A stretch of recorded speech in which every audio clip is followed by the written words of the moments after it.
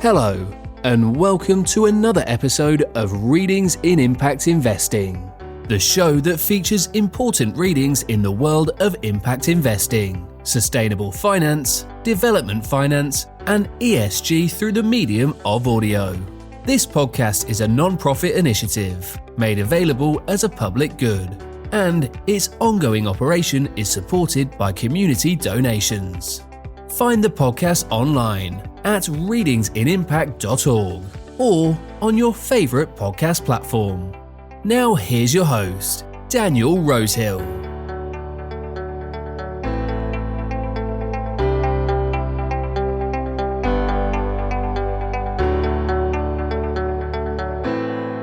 And subscribers, welcome back to another episode of Readings in Impact Investing. My name is Daniel Rosehill. This is a podcast which tries to take written material in the field of impact investing and development finance and make it more easy to access through replicating it in audio format. Today I want to do a quick reading of a page on the website of the World Bank about carbon pricing. They actually have a really good library. And it's kind of like a micro website. The website is Carbon Pricing Dashboard. Once again, carbonpricingdashboard.worldbank.org. And they have a page there called Resources at carbonpricingdashboard.worldbank.org/resources. And they have quite a selection of reports. There's one called the State and Trends of Carbon Pricing series, which I will try to get to in the future. They have 27 documents there, including the recently released in December, States and Trends of Carbon Pricing, International Carbon Markets. And they have an annual summary of the carbon pricing markets as well. So there is quite a lot there. But today, in order to provide sort of an introduction to the topic, I'm just going to read their What is Carbon Pricing resource. So here we go. Carbon pricing is an instrument that captures the external costs of greenhouse gas GHG emissions, the cost of emissions that the public pays for, such as damages to crops, healthcare costs from heat waves and droughts, and loss of property from flooding and sea level rise, and it ties them to their source through a price, usually in the form of a price on the carbon dioxide, CO2, which was emitted. A price on carbon helps to shift the burden for the damage from GHG emissions back to those who are responsible for it and who can avoid it. Instead of dictating who should reduce emissions where and how, a carbon price provides an economic signal to emitters and allows them to decide to either transform their activities and lower their emissions or continue emitting and paying for their emissions. In this way, the overall environmental goal is achieved in the most flexible and least cost way to society. Placing an adequate price on GHG emissions is of fundamental relevance to internalize the external cost of climate change in the broadest possible range of economic decision-making, and in setting economic incentives for clean development. It can help to mobilize the financial investments required to stimulate clean technology and market innovation, fueling new low-carbon drivers of economic growth. There is a fundamental consensus among both governments and businesses on the fundamental role of carbon pricing in the transition to a decarbonised economy. For governments, carbon pricing is one of the instruments of the climate policy package which are needed to reduce emissions. In most cases, it is also a source of revenue, which is particularly important in an economic environment of budgetary constraints. Businesses use internal carbon pricing to evaluate the impact of mandatory carbon prices on their operations and as a tool to identify potential climate risks and revenue opportunities. Finally, long-term investors use carbon pricing to analyse the potential impact of climate change policies on their investment portfolios, thereby allowing them to reassess investment strategies and reallocate capital towards low-carbon or climate-resilient activities. Carbon pricing can take different forms and shapes. In general, both the State and Trends of Carbon Pricing series in the Carbon Pricing Dashboard focus on direct carbon pricing instruments, and it's referring here to those reports which I just mentioned. That is, those that apply a price incentive directly proportional to the greenhouse gas emissions generated by a given product or activity. Those are primarily carbon taxes, ETSs, and carbon crediting mechanisms. And just to introduce that acronym, ETS is an emissions trading system. However, some jurisdictions, including Argentina, Mexico, and Uruguay, have introduced carbon taxes with varying tax rates per metric ton of CO2 across fuels. While these policies are called carbon taxes and have historically been included within the State and Trends reports, they are closer to the definition for indirect carbon pricing due to non-uniform carbon prices across fuels. So there's a lot of detail in the world of carbon pricing that we're hopefully going to unpack as we read these longer reports and this great resource that the World Bank has put together. Carbon pricing can take different forms and shapes. In the State and Trends of Carbon Pricing series and on this website, carbon pricing refers to initiatives that put an explicit price on GHG emissions. That is, a price expressed as a value per tonne of carbon dioxide equivalent. And just to introduce that acronym, a tonne of carbon dioxide equivalent is TCO2E.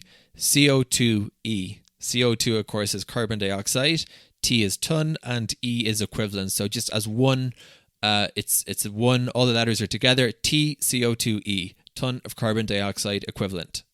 Considering different carbon pricing approaches, an emissions trading system on the one hand provides certainty about the environmental impact, but the price remains flexible. A carbon tax, on the other hand, guarantees that the carbon price in the economic system against an uncertain environmental outcome. Other main types of carbon pricing offset mechanisms, results-based climate finance, RBCF, and internal carbon prices set by organisations. Scaling up GHG emission reductions and lowering the cost of mitigation is crucial to decarbonising economies. Given the size and urgency imposed by the climate challenge, a full range of carbon pricing approaches will be required alongside other supporting policies and regulations. Main types of carbon pricing. An emissions trading system, an ETS. An ETS is a system whereby emitters can trade emission units to meet their emission targets. To comply with their emission targets at least cost, regulated entities can either implement internal abatement measures or acquire emissions units in the carbon market, depending on the relative cost of these options. By creating supply and demand for emissions units, an ETS establishes a market price for GHG emissions. The two types of ETSs are cap and trade and baseline and credit. Cap and trade systems, which apply a cap or absolute limit on the emissions within the ETS and emissions allowances, are distributed, usually for free or through auctions, for the amount of emissions equivalent to the cap. Baseline and credit systems, where baseline emission levels are defined for individual regulated entities, and credits are issued to entities that have reduced their emissions below this level. These credits can be sold to other entities who are exceeding their baseline emission levels. Next, we have a carbon tax, which directly sets a price on carbon by defining an explicit tax rate on GHG emissions, or more commonly on the carbon content of fossil fuels, i.e. a price per TCO2E. It is different from an ETS in that the emission reduction outcome of a carbon tax is not predefined, but the carbon price is. Next, we have a crediting mechanism, which designates the GHG emission reductions from project or program-based activities, which can be sold either domestically or in other countries. Crediting mechanisms issue carbon credits according to an accounting protocol and have their own registry. These credits can be used to meet compliance under an international agreement, domestic policies, or corporate citizenship objectives related to GHG mitigation. RBCF is a funding approach whereby payments are made after predefined outputs or outcomes related to managing climate change, like emissions reductions, are defined and delivered.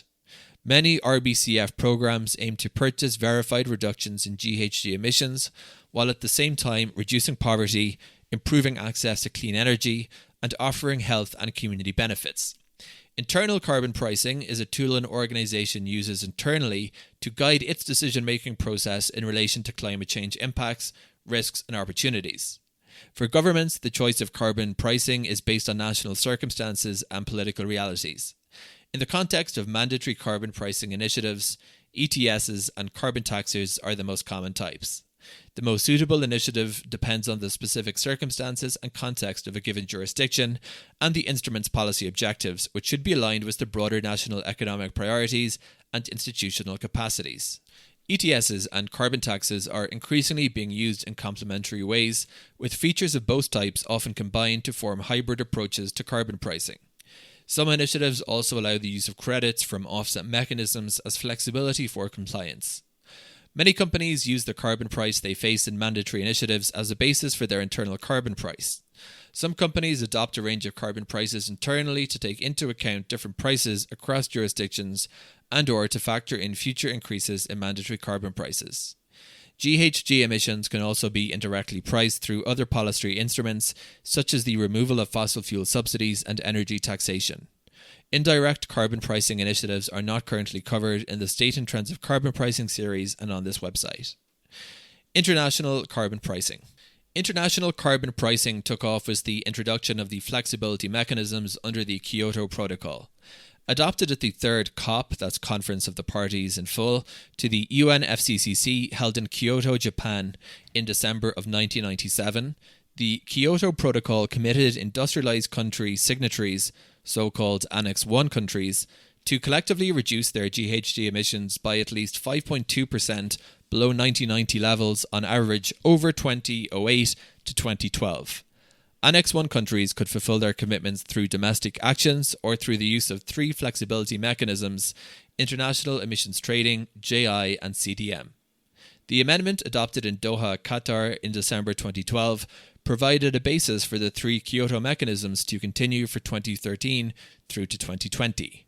The IET, JI, and CDM were of significant relevance in the creation of cross-boundary carbon markets. Looking ahead, carbon pricing can play a pivotal role to realising the ambitions of the Paris Agreement and to implement countries' nationally determined contributions, NDCs. Article 6 of the Paris Agreement provides a basis for facilitating international recognition of cooperative carbon pricing approaches, and it identifies new concepts that may pave the way for this cooperation to be pursued. Paragraph 136 of the first COP21 decision recognises the important role of providing incentives for emission reductions activities, including tools such as domestic policies and carbon pricing. Many of the plans submitted to the UNFCCC recognise the important role of carbon pricing, with about 100 countries planning or considering carbon pricing mechanisms in their intended NDCs. And just to remind folks, NDCs, nationally determined contributions, are kind of like roadmaps that countries prepare under the Paris Agreement to set their progress and report on their progress towards their climate objectives and their climate finance objectives. The voluntary market caters to the needs of those entities that voluntarily decide to reduce their carbon footprint using offsets. In 2021, the total traded value of the voluntary carbon market was around $1.4 billion. The significant increase in value from previous years reflects both rising prices and rising demands from corporate buyers, leading to higher transacted volumes. Next, we have results-based climate finance, which is RBCF as its acronym. RBCF is a form of climate finance whereby funds are dispersed by the provider of climate finance to the recipient upon achievement of a pre-agreed set of climate-based results. So I just want to interject with a comment here because this is where things get a little bit confusing. We've talked a lot about pay for success and pay for success instruments such as the Social Impact Bond and Development Impact Bond, SIB and DIB, and we've had PFS as that acronym. Results-based financing is called RBF, and that seems to be kind of that results-based climate financing. RBCF is a subset of RBF, and it essentially is pay-for-success models applied to this particular context of development finance, and in this case of climate finance. So it's kind of, I just wanted to point out the connection because it does get confusing when you have, PFS and RBF, and they're kind of saying almost the same thing, but this is that terminology here used here, and it's kind of parallel to PFS in the world of SIBs and DIBs, which are tackling, of course, social challenges usually. These results are typically defined at the output or outcome level, which means that RBCF can support the development of specific low-emission technologies or the underlying climate outcomes like emission reductions. Various RBCF initiatives build on existing carbon market mechanisms and prepare for new instruments. Some RBCF programs purchase compliance emission reduction units, including CERs and ERUs, helping to bridge the current lack of demand for these units. Some of these programs include the World Bank's Carbon Initiative for Development and the Pilot Auction Facility for Methane and Climate Change Mitigation, that's PAF, and the German government's Nitric Acid Climate Action Group. Elements of the existing carbon market infrastructure, such as the CDM monitoring, reporting, and verification requirements, have been incorporated into these programs. Other programs not specifically designed for compliance markets use RBCF as a direct funding mechanism and were built from the ground up.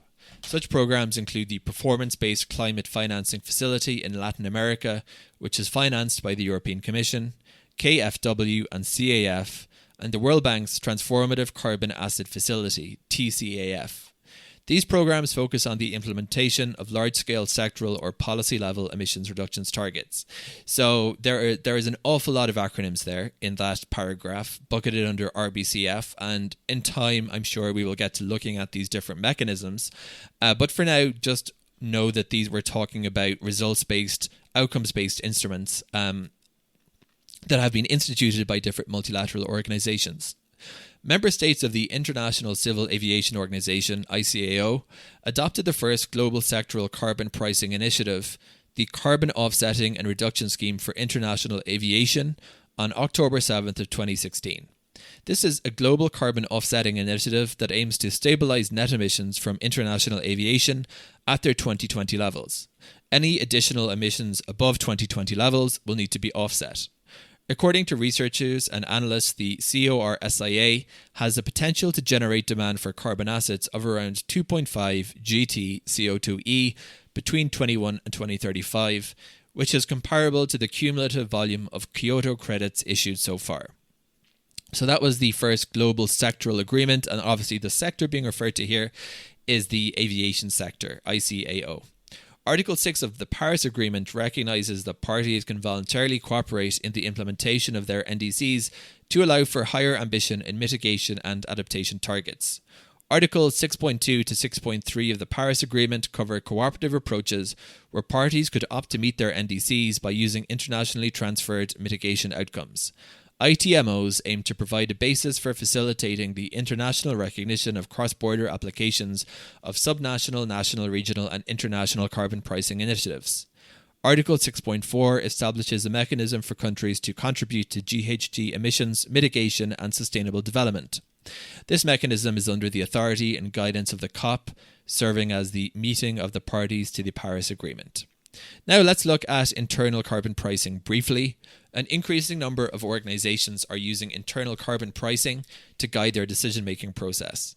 Corporate applications of internal carbon pricing include supporting corporate strategic investment decision-making and helping companies to shift to lower carbon business models. Some governments are using internal carbon pricing as a tool or in their procurement process, project appraisals, and policy design in relation to climate change impacts. Financial institutions have also begun using internal carbon pricing to assess their project portfolio. Additional detail on internal carbon pricing is collected and reported by CDP. Governments are also using internal carbon price for decision-making processes like assessing the climate impact of investments on infrastructure and project appraisals. Governments generally use three different approaches to set the internal carbon price. Estimates of the social cost of carbon. The social cost of carbon reflects the value of global damages caused by 1 ton of GHG emissions. This approach is subject to a high level of uncertainty as it relies on forecasts of the state of the economy, demographic changes, and the cost of adaptation measures. Estimates of the marginal abatement cost. The internal carbon price can be derived from the marginal abatement cost of meeting a national emission reduction target. Estimates of this cost are based on expectations of the cost of emission reduction technologies. And finally, number 3, the current and estimated future market values of emissions allowances. Internal carbon prices can also be based on the market prices of emissions allowances. In all 3 cases, costs increase over time as the stock of GHGs is increasing. In the first case, costs increase as future emissions are expected to cause greater damages for each ton of GHG emitted.